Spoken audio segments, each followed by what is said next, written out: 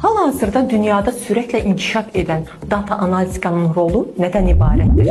Salam, mən Aysel Abdullayeva, Master Akademiya Elm və Təhsil Mərkəzinin proqramlaşdırma üzrə təlimçisi və eləcə də Azərbaycan Respublikası Elm və Təhsil Nazirliyinin Riyaziyyat İnstitutunun əməkdaşıyam. Təqdim edəcəyim və müəllif olduğum Professional Excel Data Analysis adlı kitabımda məhz bu mövzular data analizika sahəsinə məxsusdur. 1. Məlumatların təhlili, çeşidlənməsi və hazırlanması. 2. Şərti formatlaşdırma, pivot cədvəllər və dashbordlar. 3. Aqreqat funksiyaları və analitik düsturlar.